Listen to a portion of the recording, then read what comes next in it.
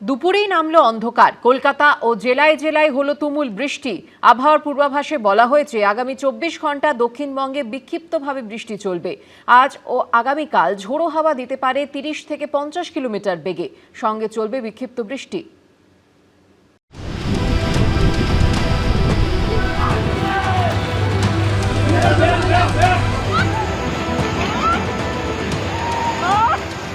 স্বস্তির বৃষ্টির মধ্যেই কলকাতায় তাণ্ডব চালালো মাঝ জ্যৈষ্ঠের কালবৈশাখী।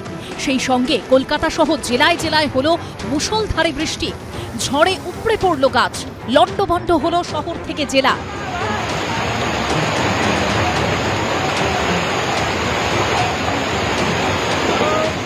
ব্যাহত হলো বিমান ও ট্রেন পরিষেবা।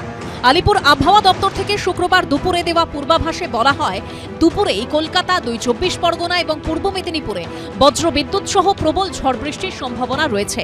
সেই সঙ্গে বলা হয় ঘন্টায় ৭০ থেকে ৮০ কিলোমিটার বেগে দমকা হাওয়া বইতে পারে। কোথাও কোথাও হতে পারে অতি ভারী বৃষ্টিপাত। লাল সতর্কতা জারি করা হয় কলকাতায়।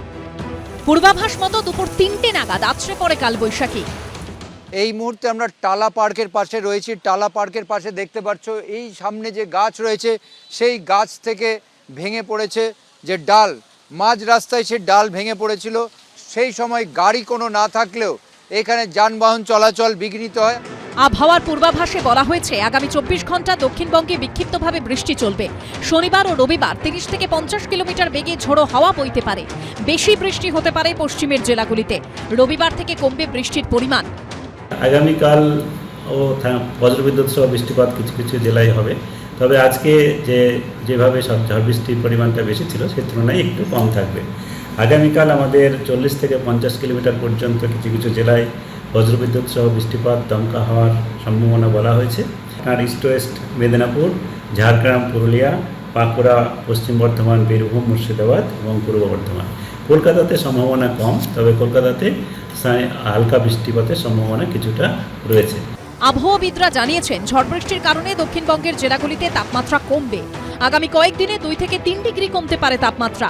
উত্তরবঙ্গে বেশ কিছুদিন ধরে ভারী বৃষ্টি চলেছে। তবে দার্জিলিং, কালিম্পং সহ পাহাড়ি জেলাগুলিতে ঝড় বৃষ্টির দাপট আগের চেয়ে কমেছে। ঝিলম করঞ্জাই, অরিত্রিক ভট্টাচার্যর রিপোর্ট, এবিপি আনন্দ, কলকাতা।